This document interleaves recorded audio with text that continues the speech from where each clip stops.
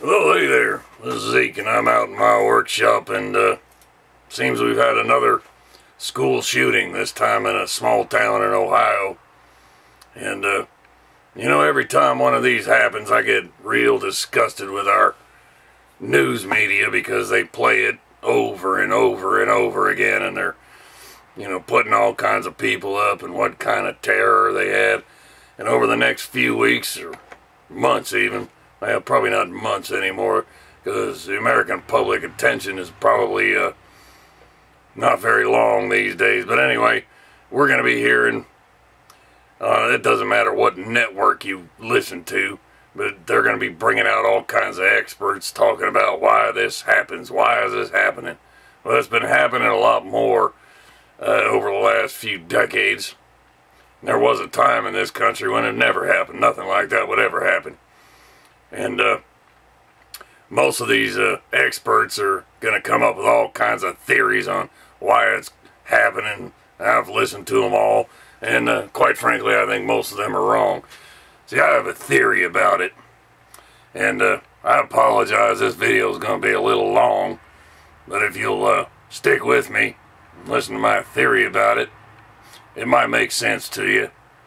Well, I'll start it off with a little story about something I remember when I was in first or second grade. We used to have a field day, is what they called it, and it was basically a track and field day, that the teachers would put on for the students, and we'd all compete in various track and field exercises. And I wasn't all that good at track and field, but one thing that I could do was run fast for a very short period of time. So I volunteered for a relay race, and thinking back on it, it was a pretty big day for me, because I was, the way it was set up, you just volunteered for the relay race, and then somebody was chosen as the captain of each relay team, and they would pick the rest of their team. And like most of the time when I was young, I was one of the last kids picked to be on the team. And the captain team strategy was to put the slowest runners up first and put the faster runners, at the end. And the team that I was on, I was the last runner. Well, the way the relay race ran is, each kid would get the baton and they'd run down to one end, and then they'd run back to the other end and turn the baton over to somebody. By the time it got to my turn, the whole time I was watching my team get farther and farther behind. I got the baton and the lead team was almost at the other end. But I was not going to let this happen. I was not going to lose. So I gave it everything I got, and I ran down to the other end as fast as I could, and I turned around and I ran back, and my team won. It was a big day for me, because I wasn't a popular kid in school. But I was a hero that day, because my team was way behind, and because of my running, my team took first place. Got a blue ribbon and everything. Well, the reason I told you that story is, nowadays, in field days, if they even have them in schools anymore, they don't even have athletic programs in a lot of schools. But if they do have them, they don't even keep score. And Little League don't keep score in a lot of places nowadays, because, God forbid, there's winners and losers. Well, that kind of a mentality doesn't prepare children for life, because in life, there are winners and losers. In addition to that, nowadays kids just get trophies for showing up. Life doesn't give you trophies for just showing up. You don't get a paycheck for just showing up. If you just show up and don't do anything, you're not going to have a job for very long.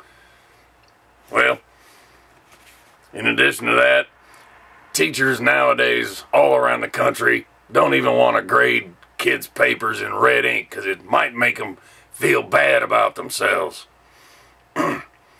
There's no real consequences for bad actions on that students do in school nowadays. teachers' hands are tied on what kind of discipline that they can do because there's going to be lawsuits involved with it. Children are told you're great, even if they're wrong. Well, I believe that our schools, and quite frankly, parents, are not properly preparing their children for life. Because none of these activities that I just described prepare them for the realities of life. And I believe that we have, I'll go a little further, I believe that we have two organizations in our country that are perpetuating this and pushing this. And in addition, there are a lot of parents who do not act like parents. So, the first organization, that's the Department of Education, the Federal Department of Education. It was created under the Carter administration. And its stated goal was to improve school standards and make our education system the most advanced and competitive in the world. Well, at the time it was created, our graduating students, when compared to students from all around the world, were at or very near the top in all categories, the important ones anyway, math and science, reading and history. But today, 4 decades later, our graduating classes are way, way down. Somewhere around the 25 or 26 level on all of the important categories. And what that tells me is our students are not being taught. It's not that all the other students and school districts around the world are getting better. Maybe they are to some point. It's that ours are getting worse.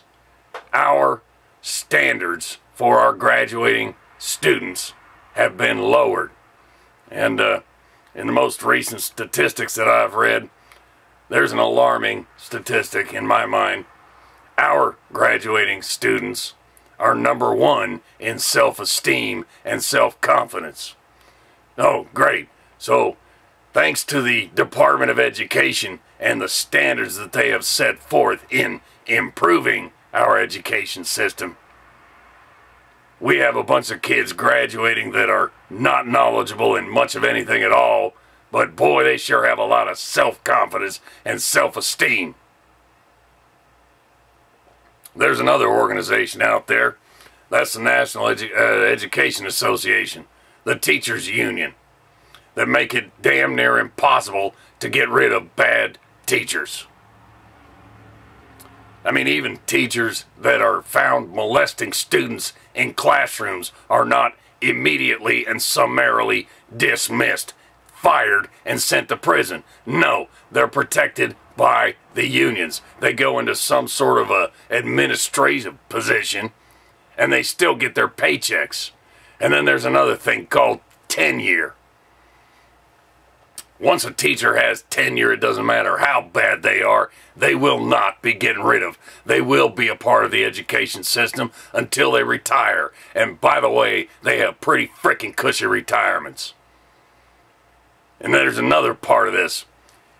Good teachers, or potentially good teachers, that join the system are let go when cutbacks happen, and cutbacks invariably happen because they're not senior enough.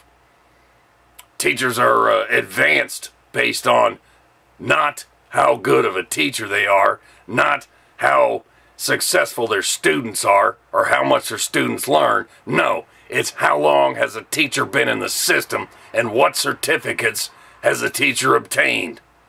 If a teacher spends all their time obtaining certificates so they can move up in the system, are they really doing a good job for the kids? Maybe, but most likely not. They're about themselves, not the students. And that's what the problem is.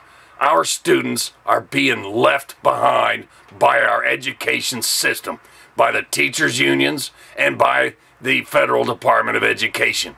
They're being screwed. See, I think what's happening with these school shootings is children are not nearly as stupid as our education system seems to think that they are, and quite frankly a lot of parents too. No, they pick up on the facts. They pick up on the notion that, you know, some kids are really popular with other kids, but they're not. Some kids are really smart and really do well at school, but they don't. Some kids are good at singing, but they can't.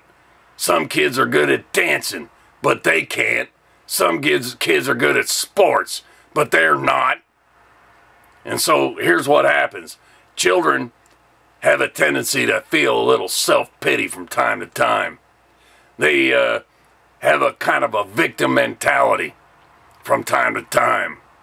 And since our school system really doesn't try to find the strengths and skills that each and every student has, but constantly tells them that they're better than they are, well, kids start to blame other kids.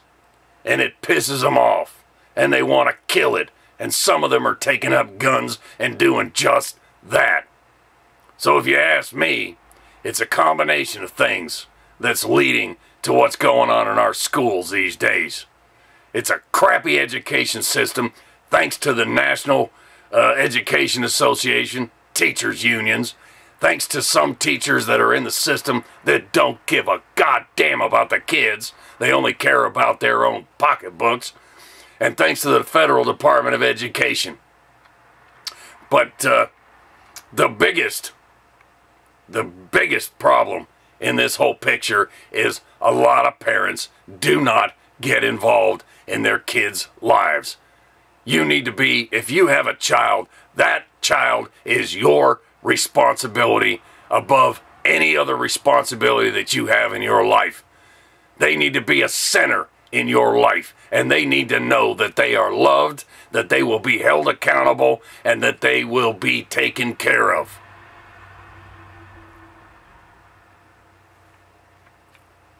There's a lot of parents out there contributing to this as well. But anyway, it's a big problem. But if you think about what I had to say, well, maybe together as a country, you know, with people taking individual responsibility for their own situations, maybe we can get it turned around. But I ain't holding out much hope, because now we got a president that's doing the same thing, pitting rich people against poor. It's not fair. Some people are rich and some are poor. Doesn't take into account some people engage in activities and habits that are going to make them rich, and others do the same that are going to make them poor. Life ain't fair. You got to make your own fairness in life. You got to take responsibility for your own life. Well, I'm sorry this is long, but I believe it's important. You have a great day, and please think about what I had to say. Bye.